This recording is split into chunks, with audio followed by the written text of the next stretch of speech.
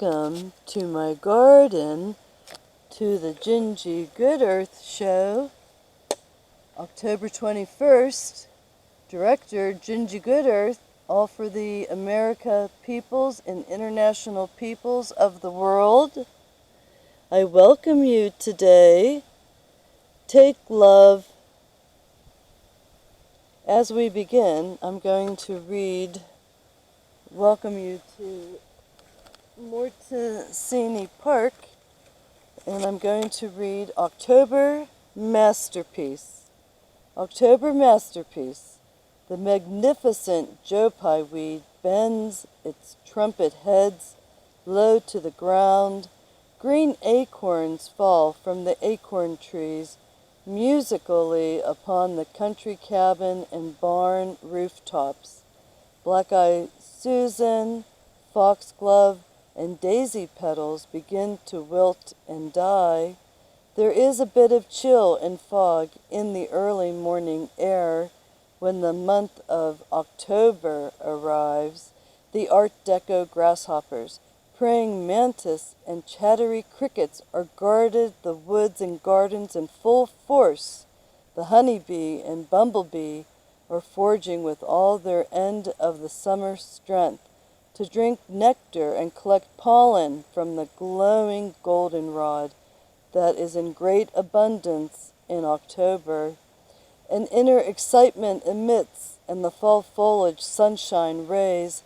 The wild field birds, butterflies, blue herons start flocking and disappearing from the October sky, meadows, and blue fossil streams.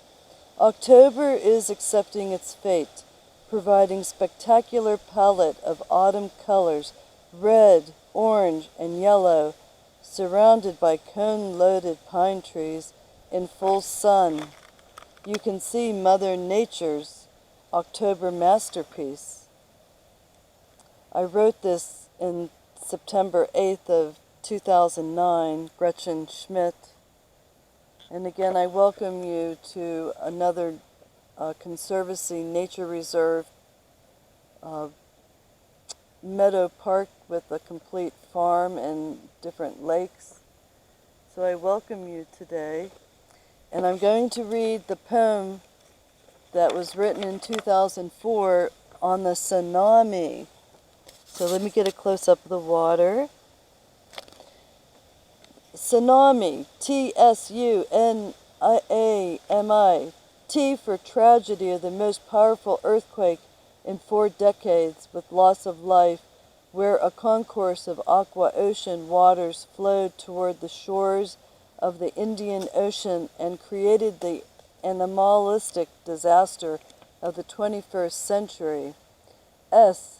Shockwave of oceanic wave indifference from Mother Earth suddenly came upon tens of thousands of islanders who were engulfed, their lives flushed out and trenched in the salt water on oceanfront beaches. U. Unconscionable destruction of crushed seaside settlements and inescapable deaths caused by ripped fault line beneath the seabed of the Indian Ocean, resulting in a giant wave. Tsunami, December 2004. N for no warning and no time to flee. The ocean pansies and sea corals gasping with horror from the 12 countries of shoreline destruction. A. Ambient giant wave roared and tumbled all life on the shorelines of the Indian Ocean boundaries, muting the conch seashells, trumpeted song warnings to run to higher ground. M. Martingale marvel of the Mother's Earth force of nature and what the earthquake wagered in each loss of life. Mothers, fathers, brothers, sisters, and infants, the quake victims of a tsunami disaster, were all orphaned. I. Indian Ocean tsunami was an oceanographic phenomenon that moved nations to join together for global relief efforts to save the lives of the stranded islanders of all religious rites. Attention was given to get the food and the water to the living. The idiomotion oceanic wave recognizes ideas that Mother Earth is a powerful source of nature. So I wrote that together with my son back in, oh my goodness, 2004. Okay, so we got that worked on. Again, this is the GinGee GoodEarth program, and there she is, GinGee GoodEarth, Wild Trout Lily. Etsy.com is her storefront for vintage and various eclectic Victorian garments and ensembles of dress for the Pittsburgh Victorian Gibson Girls. And again, I welcome you, Ginger Lily, to this wonderful program on the universal history of the United States of America, 1450 to 1830. And I will begin reading where I left off, and I hope you're enjoying the program. So here's the old book, and we'll be reading from this. And we're on page 174, but I always back up one page because we're continuing the revolution. The United States, page 173, arrangements were made on the morning of the 31st. The signal was given for the attack by a discharge of rockets. The soldiers advanced with firmness, but the rockets had given warning, and the garrison were prepared to receive them. The 1st Division, commanded by General Montgomery, attempted to enter the lower town by the margin of the river. The 1st Battery was carried, and guard dispersed. The discharge of a single gun from the abandoned battery killed General Montgomery, Captains McPherson and Chessman with several others, and the troops being appalled retired, and the enterprise was abandoned. The 2nd Division, commanded by Colonel Arnold, who entered the lower town on the opposite side of the city, a solitary field piece mounted on a sled, commanded by Captain Lamb, next entered, and the main body brought up the rear. Colonel Arnold was wounded by a musket ball in the leg. At the head of the brave band, while forcing the first barrier, the bone was fractured, and he retired from the combat. Colonel Morgan now took the command, carried the first barrier by storm, and assaulted the second with the prospect of success, not knowing the fate of General Montgomery. Majors Bigelow and Migas now came up with about 200 men. The second barrier was charged amidst a shower of musketry, and the barrier was mounted.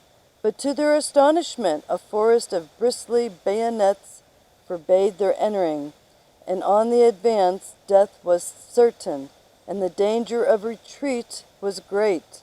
They retired into the adjacent buildings and defended themselves until overpowered by numbers, when they were compelled to surrender.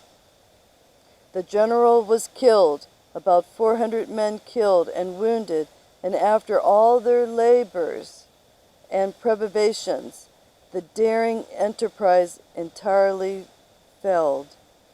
The loss of General Montgomery was severely felt by the nation, and Congress voted to erect a monument to his memory, which was accordingly done and may be seen in St. Paul's Church, New York. Now we're on Chapter 7, Universal History of the United States of America. Revolution continued. In October 1775, General Gage was succeeded by General Howe in command of the British troops at Boston, which had been blockaded through the winter by the army under Washington.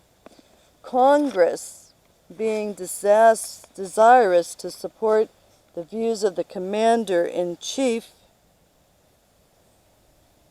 that if General Washington and his council of war Resolved, shall be of opinion that a successful attack may be made upon the troops in Boston. He should make it in any manner he might think expedient, notwithstanding the town and property in it might be destroyed. In the reply of the general, he thus speaks: "It is not in the pages of history to furnish a case like ours to maintain a post within the musket shot of the enemy for 6 months together with without ammunition, and at the same time to disband one army and one recruit another within that distance of 20 old British regiments is more than probably ever was attempted. But if we succeed in the latter, if we have done in the former, I shall think it one of the most fortunate events of my whole life, that we may be able to judge the means of this time possessed by Washington. For offensive operations it is merely necessary to observe, and his whole force consisted of less than 9,000 men, 2,000 of whom were utterly destitute of arms. The general pressed Congress to raise a regular army for a stipulated time, as a safe project on which the country might securely rely. The propriety of this step was seen by Congress, and on the 1st of March the army numbered 14,000 and was soon reinforced by 1,000 of the militia, amounting in all to 20,000. His operations now commenced in earnest. The detachment, Dorchester at Roxbury, was ordered to take possession of Dorchester Heights, while the commander-in-chief was to cover this motion by bombardment of the town. On the night of the 4th of March this was accomplished, and works thrown up which would secure them from the guns of the enemy. The light of day opened the eyes of the commanding general to the danger of his situation. One of two things must be done, and that immediately: either the American troops must be dislodged, or Boston must be evacuated. The English admiral saw that the fleet was at the mercy of the provincials, and the general determined to attempt dislodgment. 3,000 men were detached for the service, and Lord Percy, who was to command the expedition, actually embarked for the execution of the project. He was, however, provisionally prevented from the attempt by the roughness of the weather. In expectation of this, however, Washington had made preparations to attack Boston the moment the British general should commence a hostile step in this quarter. General Howe, finding himself very unpleasantly situated, sent a flag of truce to the American headquarters, notifying General Washington of his intention to evacuate Boston, but threatened to destroy the town in case it should be molested. On the 16th at night the British troops embarked, and the next day sailed for Nantasket Roads, and in a few days the whole fleet set sail for Halifax. Immediately after the evacuation of the English army, Washington entered the town and spread joy through the colonies. The joy of the inhabitants was excessive, and the general was received with every demonstration of gratitude. They were now relieved from the abuses of an insolent soldiery and from the distresses occasioned by hunger. A resolution was passed in Congress expressing the thanks of the nation, and a gold medal was ordered to be struck with the appropriate device commemorating the event, which should be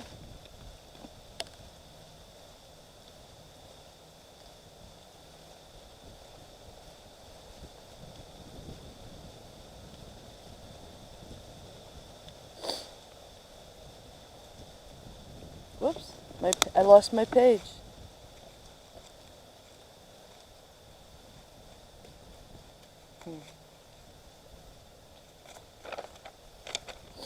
It's windy. It's really pretty outside. Okay. The joy of the inhabitants was excessive, and the general was received with every demonstration of gratitude. They were now relieved from the abuses of an insolent soldiery and from the distresses occasioned by hunger. A resolution was passed in Congress expressing the thanks of the nation, and a gold medal was ordered to be struck with an appropriate device commemorating the event, which should be presented to the Commander-in-Chief, George Washington. So I'm going to stop there because I'm outside, and I'm going to do a little film footage before I turn it off on the lake.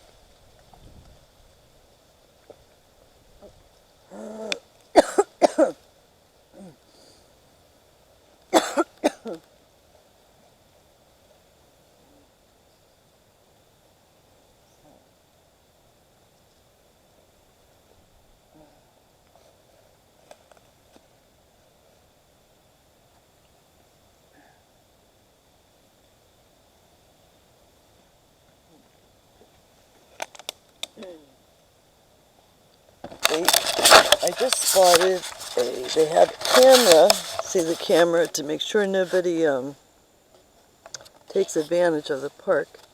So, and also so nobody drowns, I guess, because I'm a lifeguard, and you know, and you have kids coming up here to the park, they might have distress because they fell into the water. So here's the substantial pond. So we get a good picture of that. And there's there's black ants and there's ticks. So you have to be really careful. And I'll zoom different places. I bet you there's a lot of fossils here.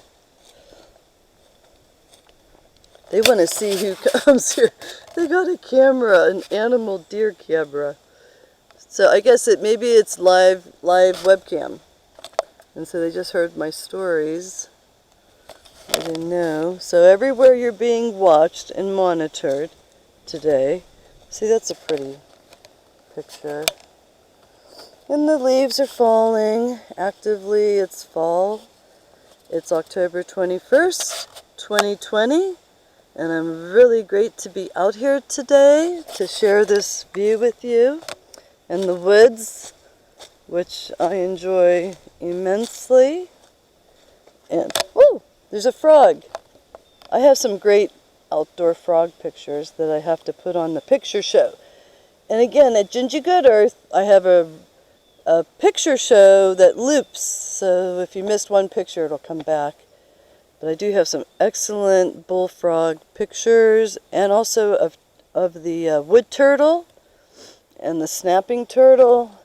So they'll all get on there. And here, look how tall up they made the birdhouse. Let's see if I could find this. There's a birdhouse up there for the red-tailed hawk. And again, this area was inhabited by the first Americans and Iroquois Nation, Lenape, and also many others. And somebody made a wreath. I see it right here. Somebody made a present for somebody because it's a bouquet of wildflowers. Let's see what this is. Huh, yeah. Somebody made a bouquet. Somebody made a bouquet of wildflowers, and they left it here for somebody. Isn't that cute?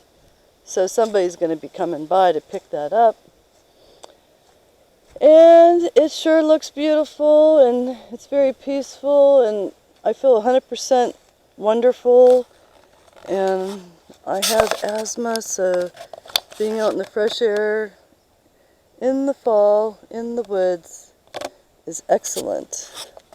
So, will be putting this on tonight, and so without further ado, I must turn off the video. I don't want to lose it. For some reason, I made a 50-minute video of my stories on UFOs and extraterrestrials, and I lost it. It disappeared. So there's a lot of good stuff in that video, but it will never be able to be retrieved once it's lost. So we have a lot of trees here. Identification of trees. Well, let's see. There's ironwood is around. Usually ironwood goes straight up. Let's do a canopy shot. Let's do the sun. The sun canopy shot. Look at these brand new benches. So they have a lot of fun things in the woods here. I'm the only one here. It's pretty deserted. And I'm glad to be here and share the woods and see the moss on the logs. And maybe I can find a punk. But probably if there was a punk, it would be gone. People collect them. And I heard the frog. Did you hear the frog?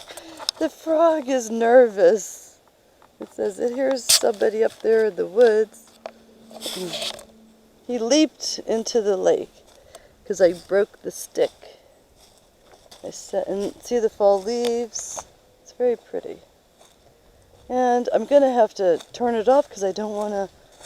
There I was sitting right over there with my blanket, the red, white, and blue stars. And again, we'll be voting forthcoming, and I'm sure you realize who I'm voting for, because I'm voting for freedom, peace, and prosperity for all mankind. And I hope that Donald J. Trump follows through and commences peace throughout the land for the good of the earth. And I heard another frog. Boy, they're just really leaping.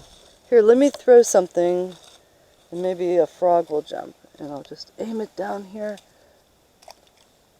So, it's just fun.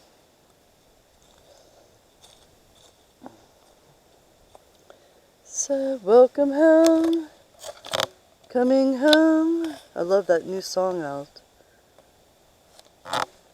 Coming home. Woohoo! Woohoo! Woohoo! Okay, I'm going to say goodbye to everybody. It's early in the afternoon, and there's a honeybee. It's a wasp, though. Okay, we'll see ya. Bye-bye.